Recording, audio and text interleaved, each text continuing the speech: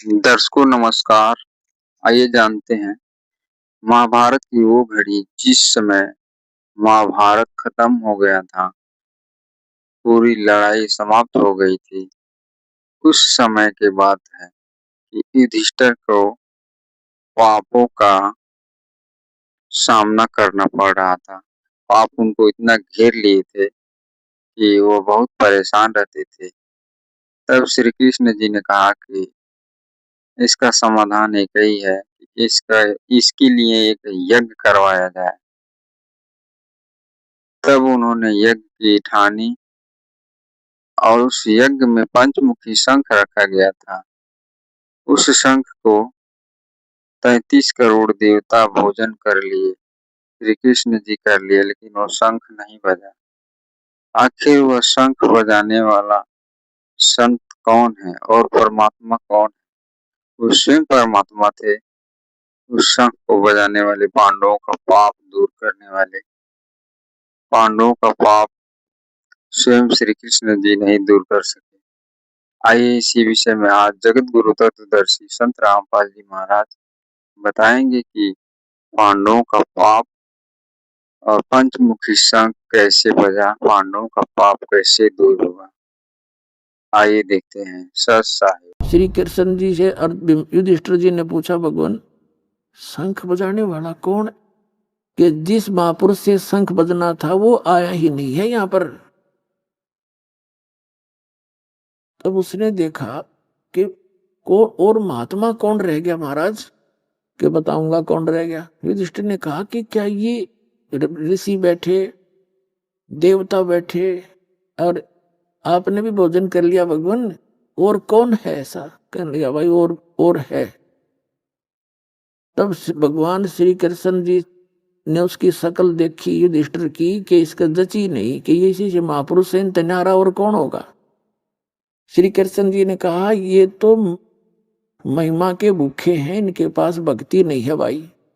और ये तो अगले जन्म में कोई बकरा, कोई बोक, कोई गधा, कोई कुत्ता बनेगा। ये अपने कर्म न भोग के ये देवता और ये सारे। अब युधिष्ठिर श्री कृष्ण जी के मुख की तरफ देख रहा काफी देर से। ना तो ना कर सकता क्योंकि गुरु जी और भगवान मान रखा, और बुद्धि स्वीकार कर नहीं रही थी। कृष्ण जी जान गए। श्री कृष्ण जी ने अपना हाथ ऐसे घुमा दिया उनकी तरफ जो बैठे थे 33 करोड़ देवता, 88,000 ऋषि, 12 करोड़ ब्राह्मण। तो युधिष्ठिर बोला, युधिष्ठिर को एक दिव्य दृष्टि दे दी। देख इनकी शकल ही अपने ही आसनों पर कोई गधा बना खड़ा है, कोई खच्चर कोई बोक, कोई कुत्ता बन के जीभ कट है। युधिष्ठिर ने आंखें बंद कर ली। न बोला, भगवान अपनी लीला बंद कर लो, इनकी यह हालत मेरे से देखी नहीं जाती। कृष्ण जी बोले, मैं कोई जादूगर नहीं भाई, मैंने इनके भविष्य के जीवन दिखाए हैं जो निर्धारित हैं। ये बनेंगे, इनके पास भक्ति नहीं है। अपने आत्माओं ऐसे झटके जो देता है वो पूर्ण परमात्मा ने बुलवा दिया श्री कृष्ण। और फिर भी बुद्धि ना पकड़ी मारी। फिर थोड़ी देर में वो सेट हो गए, नो के नो फिर बैठ गए। तब युधिष्ठिर ने पूछा, भगवान अब कौन है वो महापुरुष? परमात्मा श्री कृष्ण जी ने कहा कि इस क्षेत्र में काशी साइड में किसकी सेवा लगाई थी निमंत्रण देने की? उन्होंने बताया भीम की। भीम को बुलाया। भीम से श्री कृष्ण जी ने पूछा कि इधर कोई सुदर्शन नाम के महात्मा रहते हैं, भक्त, और वो पूर्ण सतगुरु के शिष्य हैं, वो उनको निमंत्रण आपने दिया या नहीं दिया? भीम जी ने कहा, जी वो वाल्मीकि है। कृष्ण जी बोले, मैं वाल्मीकि नहीं पूछता, मैं ये पूछू हूँ तूने उस भगत को निमंत्रण दिया कि नहीं दिया? तो भीम बोला, जी निमंत्रण तो दिया था मैंने, पर वो तो गधा कुबोल आदमी है। श्री कृष्ण जी बोले, भाई क्या वार्ता हुई तुम्हारी? आपने क्या कहा? श्री कृष्ण जी को मालूम था यो भी पहलवान है, 16 यो भी ना बोला होगा। तो श्री कृष्ण जी ने पूछा, भीम बता फिर तुम्हारी क्या वार्ता हुई, क्यों नहीं आई वो?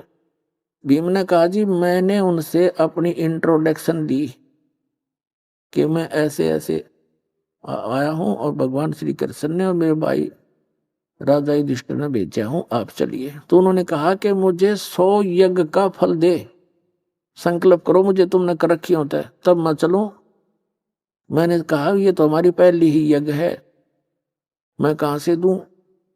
और यहां तक कहा उसने कि तुम तो कसाई हो, हत्यारे हो, करोड़ों बहन विधवा करके अब उनका उस राज को तुम भोग रहे हो, रकत से सने हुए को। तो श्री कृष्ण जी बोले फिर आपने क्या जवाब दिया। उन्होंने बता दिए जो डायलॉग बोले थे। कृष्ण जी बोले साची बताइए। हक साची बताऊंगा।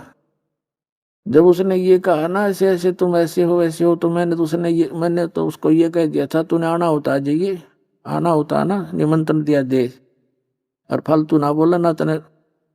मैं भगवान कृष्ण से और भाई से डरता हूँ ना, तेरा अब भी काम कर दूं मैं।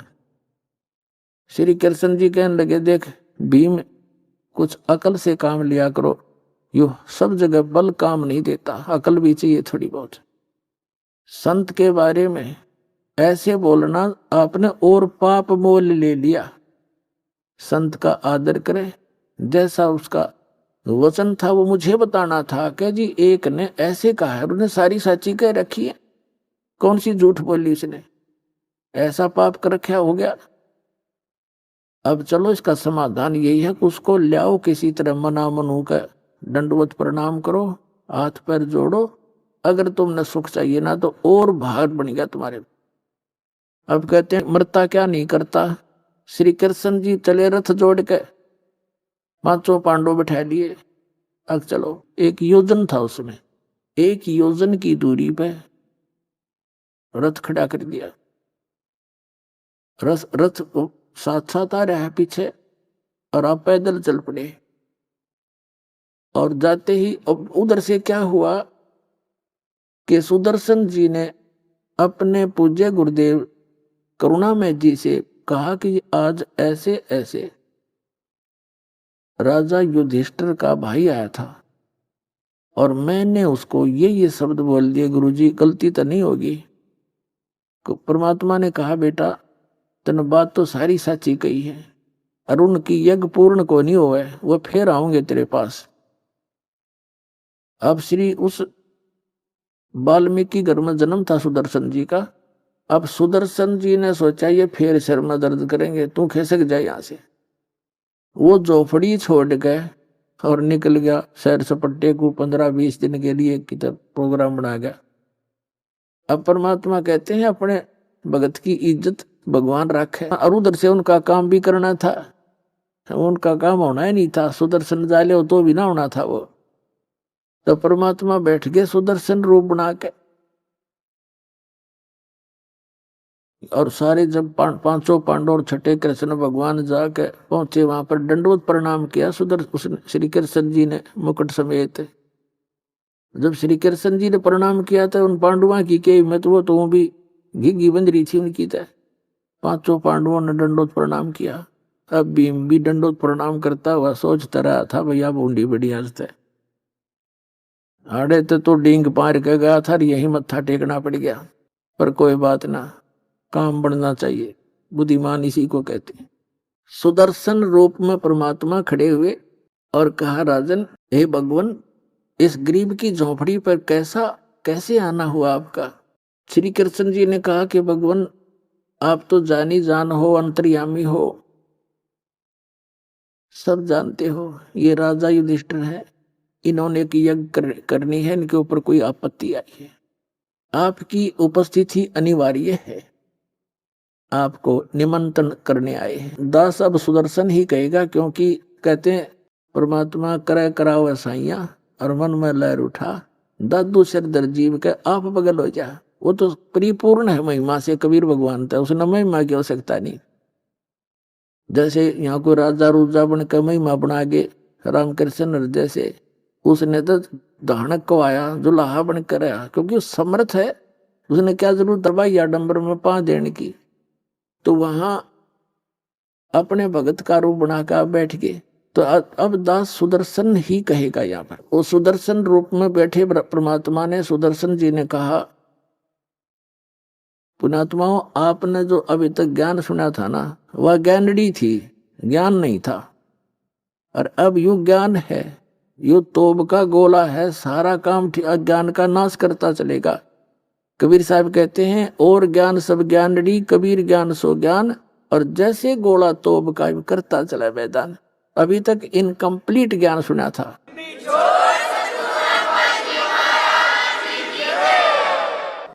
तो सुदर्शन जी ने कहा कि राजन, मैंने इस पहलवान से एक प्रार्थना की थी, मेरी वह शर्त पूरी कर दो, मैं चल पड़ूंगा।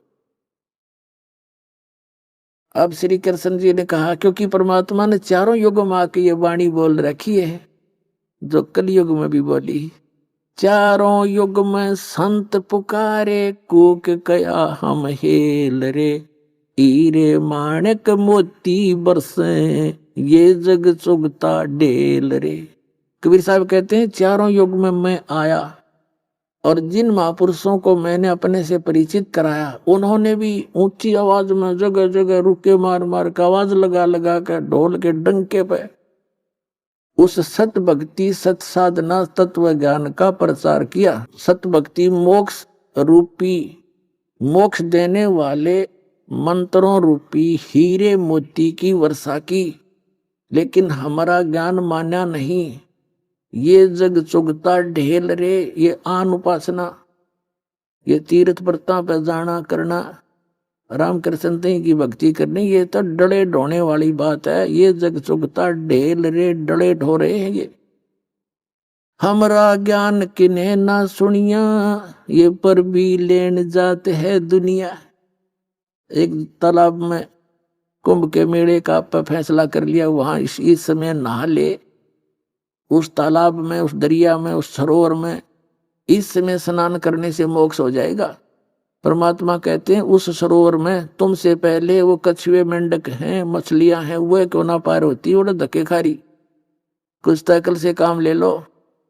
तो कबीर साहब कहते हैं पर भी लेन जात है दुनिया, हमारा ज्ञान किन्हे ना सुनिया। तो कृष्ण जी कहते हैं कि आप जी की वाणी है भगवान, संत मिलन को चालियो तजमाया अभिमान, और जो जो कदम आगे रखे ओ हे एक समान। तो श्री कृष्ण जी ने कहा कि भगवान, ये पांचों पांडव और ये कृष्ण आप तो जानी जान है, क्योंकि श्री कृष्ण जी तो वैसे सतोगुण प्रधान थे, विष्णु अवतार थे, उनमें तो बकवाद थी ये नहीं। और ये राजा हैं, राजा होते भी आज ये भिखारी बने खड़े हैं मालिक, और इनमें कोई अकड़ नहीं, कोई अभिमान नहीं है। नंगे पैरों आए वहां से, इनकी परेड करा के लाया हूं वहां से 4-10-12 किलोमीटर से पैदल। और ये किसी आगे नमस्ते करने के आदमी को आज दंडोत प्रणाम किए इन्होंने आपके चरणों में। इनमें अभिमान नाम की आज वस्तु नहीं है। और कहते संत मिलन को चालिए तजमाया अभिमान, और जो जो कदम आगे रखे ओ एक समान। तो पुण्यात्माओं, ये आप जी के लिए भी एक संदेश है परमात्मा का कि जब यहाँ सच्चे दरबार में आओ, अपनी पद पोस्ट महिमा का यहाँ बोझ मत लाना। यहाँ तो दास बन के आवे, गुलाम बन के। जैसे एक मरीज आता हॉस्पिटल में, उसको भयंकर रोग हो और डॉक्टरों ने ऑल इंडिया में भेज दिया हो, लोकलों ने, तो उसकी घीघी बंदी होती है, चाहे किसी कितनी पोस्ट के ऊपर हो। इंसान उसमें उस समय उसको अपनी पोस्ट दिखाई नहीं देती, अपनी जान दिखाई देती है।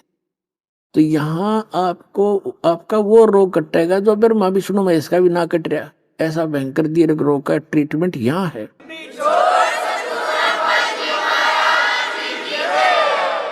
इसलिए परमात्मा ने कहा कि यहाँ आवे तो कति बालक बन के आवे। आपको ये मन में भी नहीं आना चाहिए मैं इतना बड़ा अधिकारी हूँ या इतना पैसे वाला हूँ फलान हूँ। या तो 2 दिन की बकवाद है, या फूक निकली हरिया माटी जिसके तुम इतना अभिमान करते हो, इस पर गधे लोटा करेंगे, फूक देंगे, रेत बन जाएगा। इसका कोई यूज नहीं। इन बकवादों का इस भक्ति मार्ग में कहीं रोल नहीं है, और ना रहना चाहिए।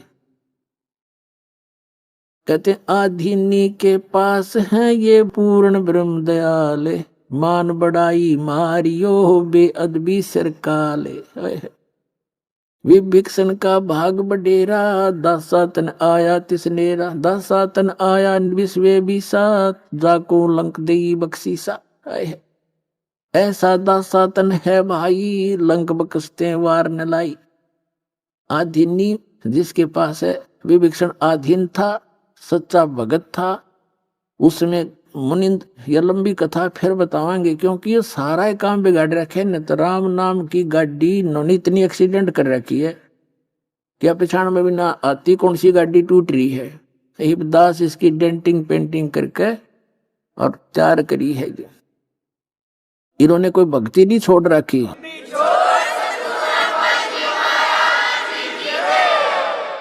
यह भक्ति बालका के हाथ लाग रही थी।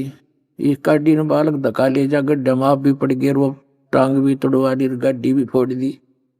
तो अब ये हर तरह से सुचारू किया जा रहा है। परमात्मा के ज्ञान को संपूर्ण ज्ञान दिया जा रहा है आपको विद, जैसे पीएचडी सत्र से भी आपको बताया गया। गीता जी का ज्ञान किसने बोला? ये आध्यात्मिक मार्ग की पीएचडी है। और फिर वो वास्तविक भक्ति मंत्र कौन से हैं, कहाँ प्रमाण है? ये पीएचडी इस भक्ति की, इस दास के अतिरिक्त या उन महापुरुषों के अतिरिक्त जिनको भगवान सीधे मिले थे, उसी परमात्मा ने इस दास पर दया करी है आप बच्चों के लिए। और इस विश्व में किसी के पास ये मार्ग नहीं है, सब थोथे और नकली हैं। उनका आपको सत्र भी दिखा दिया, उनके अनुभव दिखा दिया।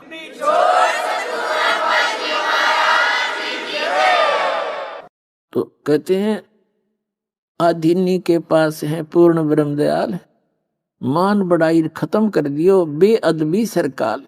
जो बकवाद करते हैं यहाँ के भी बैठन में नखरे करें, फलान में खान पीन में, कहते हैं यहाँ दास बनकावे, रिहर्सल करे यहाँ पर अपने इस मन पापी ने ठीक करने की। और बालक भी कहते जी उठो यहाँ से, यहाँ बैठो, अच्छा भाई ये बैठा। यानी इस मन में एम नहीं आने दे। एम जो यहाँ भी काल बैठा है, तो फिर भक्ति कहाँ समाओगी आपके अंदर? एडजस्टमेंट करना सीखे। दुख में दुखी हो दूसरे, कोई भाई के पास रजाई नहीं मिली किसी कारण से, तो एडजस्ट करे का जा, इस पर लेट लेंगे, दोनों टाइम पास कर लेंगे, तो साथ दूत ऐसे हुआ करें। नहीं तो फिर उसे हो जैसे वो हर की पैड़ी पे ये तीनों गुण के पुजारी, नान के ऊपर लड़का मर गया, मैं पहले नहाऊंगा, हम पहले नहाएंगे, वो नाना गए भूल और कतलेआम कर डाले।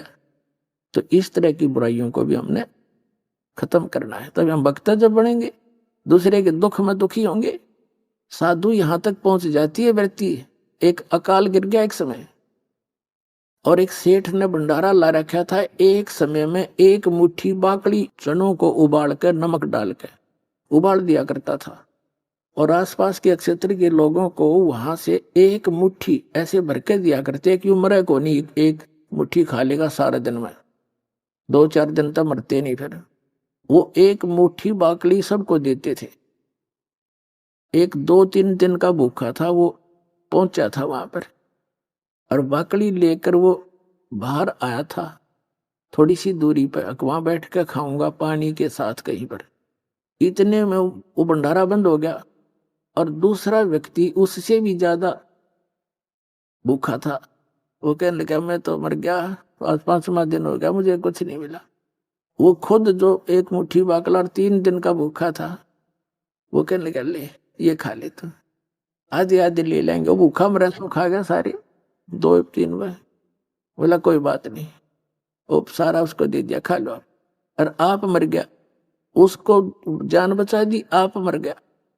तो पुण्यात्मा साधु संत यहाँ तक होते हैं। मरना क्या था, वो मरा कैसे, वह शरीर छूट गया, अगला जन्म उसमें, अगले ही जन्म में वो पूरी पृथ्वी का राजा बन गया।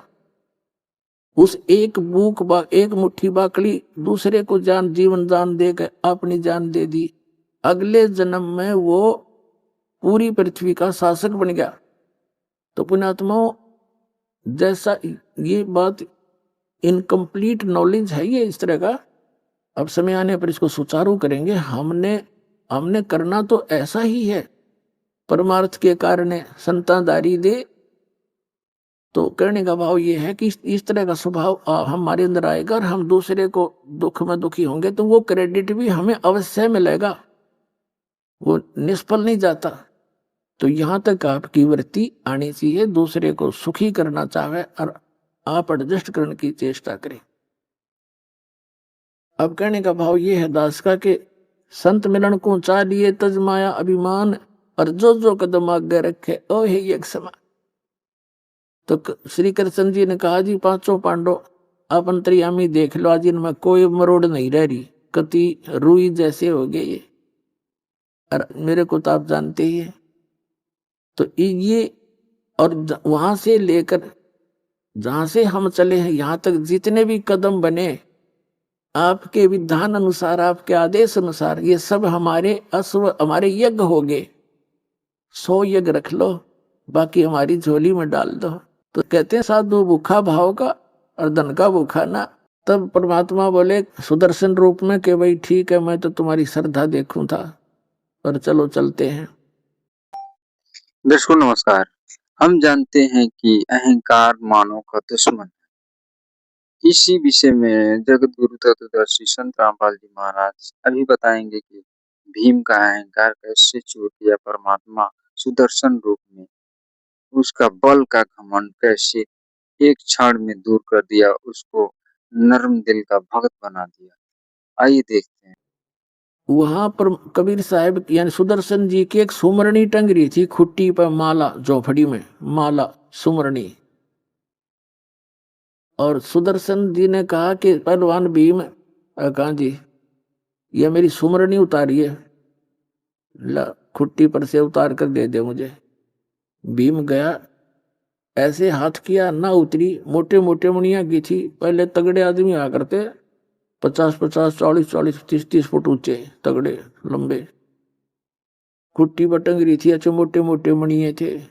उसने दोनों हाथ ला लिए, ना उतरी। कति पसीने आ गया, टस से मस नहीं हुआ। तो परमात्मा बोले, रे पहलवान तूने क्या था, एक का मारू था, 6 पर मरे थे, मेरी ताकत तो युद्ध जीता था, या सुमरनी ना उतरी तेरे दे।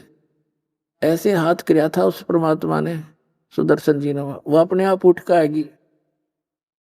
अब उनका पेटा भी भरना था कि नरा वाल्मीकि ना है, इसमें कुछ शक्ति भी है। तो भीम की चौंध टूट गई और मत्था टेका दोबारा। और फिर सुदर्शन जी ने कहा कि पहलवान इस बल का अभिमान जीव को हानिकारक होता है भाई, और तेरी आंख खोलता हूं क्या कि जिस दिन तू मेरे पास आया था निमंत्रण देने, परमात्मा तो वो सारा पता था, दाता ने वो तो जानी जान है, कि उस दिन तू नहा का आया था यहाँ एक तालाब में। कहा जी, उस तालाब में तेरे तू स्नान कर रहा था, तेरे पैर भी ना टिके थे, इतना गहरा था। कहा जी, अच्छा गहरा था, मैं नीचे तक जा भी नहीं पाऊं था नहाता नहाता। तो उन्होंने बताया कि ये जो स्थान है ये कुंभकर्ण का सिर का ऊपर का हिस्सा है। यो इस सिर का यहां से उतार दिया करें डॉक्टर, एक रह जा रहा खप्पर सा कटोरा सा, कहते यो कुंभकर्ण की खोपड़ी थी या, जिसमें तेरे पांव भी ना टेके, तो काय का पहलवान है, तो उसकी आंगलियां बराबर भी कोई ना। ऐसे ऐसे बलि थे त्रिपता में। पुण्यात्माओं, जो ये पिछली जो बातें हैं आज बताई जाती हैं तो हमारी बुद्धि काम नहीं करे, सुने समझे कोई ना, यकीन ना होए कि इतना बड़ा भी सिर खोपड़ा उसके। तो रावण जो है 100 जोटियां का मांस खाया करता और 100 मटके दारू के कब पिया करता, तो कितना को होगा अंदाजा ला लो। इस साइड की चोटी तो बाहर लग जाए आदमी जब 100 के मटके आवे, जब उसमें 100 मटके दारू के मांस समावे। इसे तगड़े होते थे पहले, 70-70, 80-80, 100-100 फुट की ऊंचाई होती थी आदमियों की। सतयुग में, फिर कलयुग में, त्रेता में कुछ कम होगी, द्वापर में उससे कम। हमने देखे, हमसे हमारे जो छोटे छोटे से थे, ऐसे ऐसे तगड़े बूढ़े हो रहे थे, वह तगड़े तगड़े फिर भी दिखा करते। उनके विषय में ये चर्चा चला करती कि 5 मन वजन को इसको उठवा दिया करते, सिर पर रख देते थे। मकान पक्के करते थे ना, मकानों की छत देते थे गांव में लकड़ों की, उसके ऊपर कड़ी डालकर, कड़ी के ऊपर बरगे डालकर, फूस डालकर, उसमें मिट्टी डाला करते, तो छत दुआया करते गांव के लोग लाग के। कहते इसमें 5 मन वजन माटी में एक टोकरा होता था, वो इसके सिर पर रख देते थे इनके, और ये सीढ़ियां पर के चढ़ जाया करते। एक तो वैसे जिन्ना हो लकड़ी की सीढ़ी, उन पर चढ़कर ऊपर गिराया करते। पुण्यात्मा, आज कोई यह बात कह धर कर देखो 5 मन वजन धरती में चिपक जाए आदमी, हाँ पृथ्वी का लाग जाती धरते हैं। और या ना जच्चे, और वो 100 सैकड़ों गवाह थे उनके राह बताया करते। ने बोला भाई हम खा भी तक खूब करते। तो ये तो अभी का, इस एवरेज से पीछे चलिए जाइए आप, कितना क्या कर सकते हैं। और आने वाले 200 वर्ष के बाद कोई 20 किलो वजन उठानिया आदमी नहीं रहेगा। और उनको कोई नो कहे कोई 5 मन वजन उठा करता हुआ नो कहे बकवाद ना करे, क्यों झूठ बोल रहे हैं। तो वो झूठ तो नहीं होंगी पर उनको अवश्य लगेंगी। तो कहने का भाव ये है, फिर भीम के सारे सक्रिय सीधे हो गए, दिमाग में जो फतूर बढ़ रहा था कान बोझ का पीछे पीछे हो लिया। महाराज जी मेरा भूल थी या मैं अभिमान कर गया। भाई अभिमान जीव का दुश्मन होता। कहने का भाव ये है कि ले आए वो सुदर्शन जी को, ले आए जहां पर यज्ञ मंडप था सबने। अब द्रौपदी को जाकर के श्री कृष्ण जी ने कहा कि बहन भोजन बना, ये महात्मा बड़ा पहुंचे हुए हैं, इनके भोजन खाने से तुम्हारा काम बनेगा। अब द्रौपदी ने सोचा यो घास फूस खानिया आदमी, और इसी बढ़िया भोजन बना दूंगी, उंगली चाटता रह जाएगा। और 6 जगह मेरे गुण गाओगा, द्रौपदी का हाथ का बना हुआ भोजन भाई बहुत स्वाद लग गया। बहन बेटियों की एक ये हार्दिक इच्छा भी होती है, अतिथि आवे है तो अपना तन मन धन से जैसा उसने हुनर है वह पूरी बढ़िया भोजन बनाया करती है। वो इस बात को पसंद नहीं करती कोई नो कहे नमक थोड़ा है। तो साधु संत ऐसे नहीं बोला करते, जो कहीं जाते हैं वो नहीं बोला करते, वो खा लेते हैं जैसा भी होता है। ये बहुत बड़ा चैप्टर है, क्योंकि अभी तक तो दास आपको इन सदग्रंथों से ऊपर उठाने की चेष्टा कर रहा है, फिर आपको ऐसी कथा सुनाया करेगा, आपकी आंखें मासूम पड़ा करेंगे मोर की तरह। ऐसा प्यारा ज्ञान है मालिक का। आने दो समय।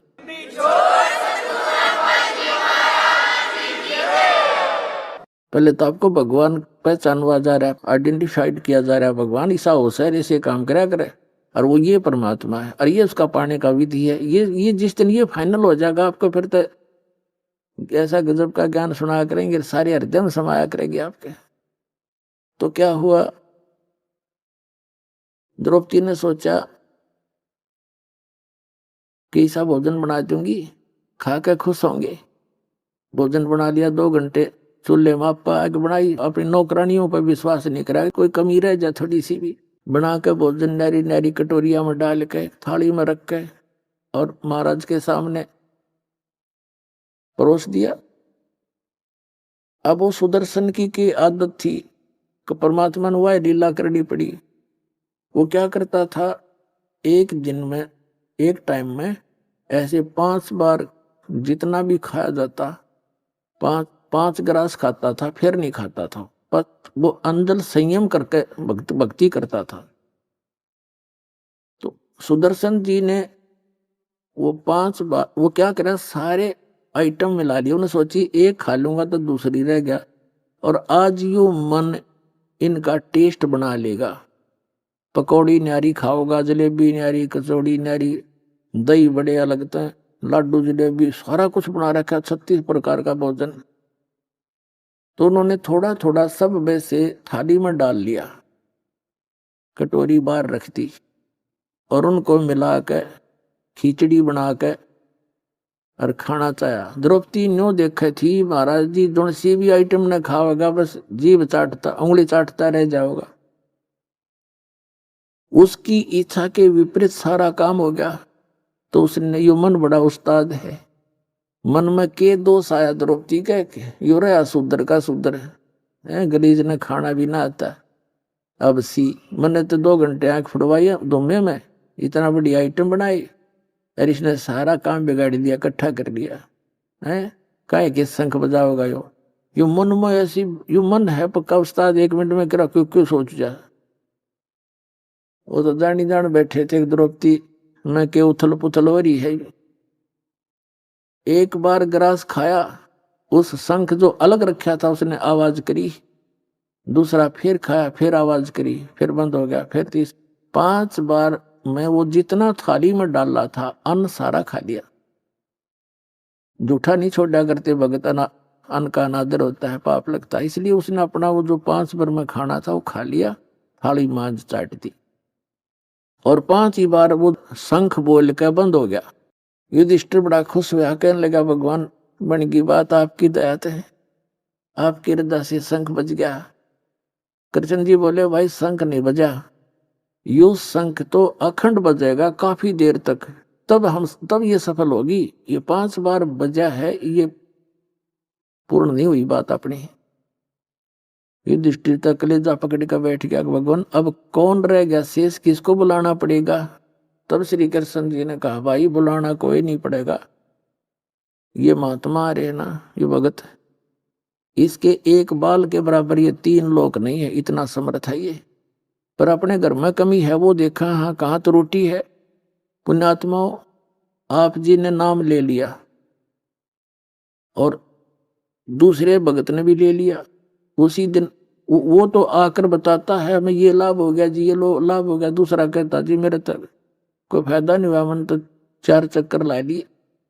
तो कबीर साहब कहते हैं सतगुरु के दरबार में कमी काहे की ना, हंस मौज पाता नहीं तो तेरी चूक चाकरी में। आपकी कोई कनेक्शन पावर तो वही है, जैसे एक लाइन से 10 घरों में बिजली गई हुई है, सबके पंखे चल रहे हैं, आपका नहीं चलता, कनेक्शन उसी से है। तो उस पावर में डिफेक्ट नहीं है, आपके कोई पंखे में या मोटर में कभी पाओगी, यानी आपके अंदर कोई नियम भंग या कोई और श्रद्धा की कमी पाओगी। तो कृष्ण जी ने द्रौपदी से पूछा कि बहन आया ना एक बार, कहाँ जी, वो आ गई। उसने कहा कि आप जब ये महाराज जी खाना खा रहा था, कृष्ण जी भी देख रहे थे, और द्रौपदी की भी कभी शलवट पड़े थी, कभी नाक सकोड़े थी, जान रहा था वो कि कोई बात ना, उन्होंने ना सोचा था इतनी गलत भी सोच जाएगी। तब उसने पूछा श्री कृष्ण जी ने कि द्रौपदी साची बताना, जब महाराज जी भोजन खावे थे आपने कैसे विचार किए।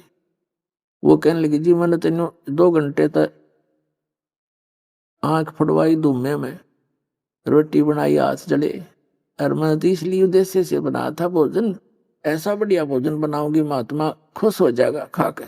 और जब इसने यह सारा काम बिगाड़ दिया, सारे की खिचड़ी बना दी, मन ने ये बात सोच ली मन में।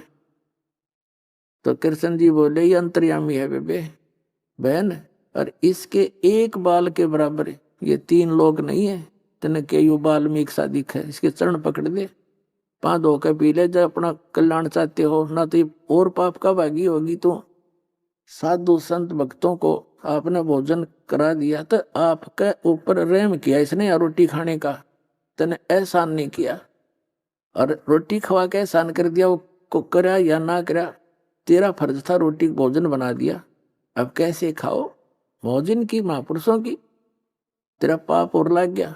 एक काम कर, इसके चरण धो और पी, जब तुम्हारा काम बनेगा।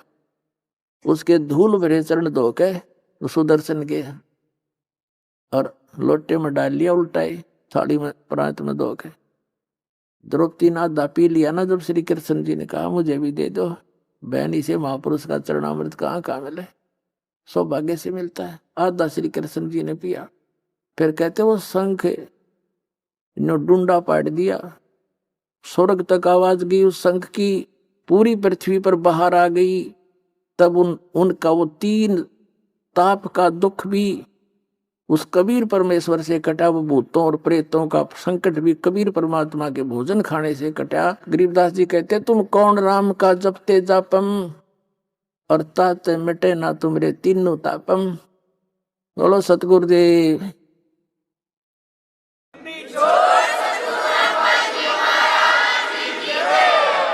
मन तू पावेगा अपना किया रे, भोगेगा अपना किया रे।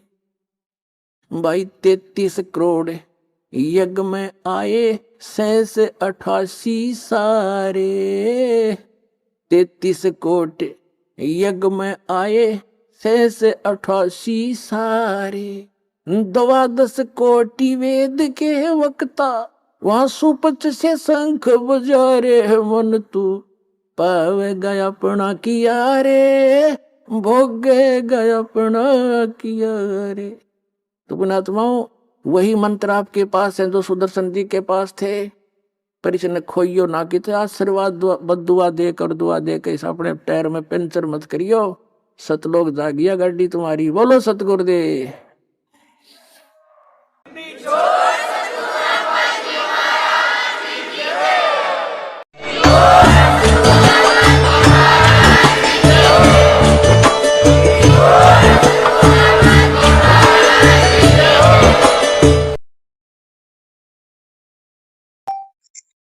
दर्शकों नमस्कार।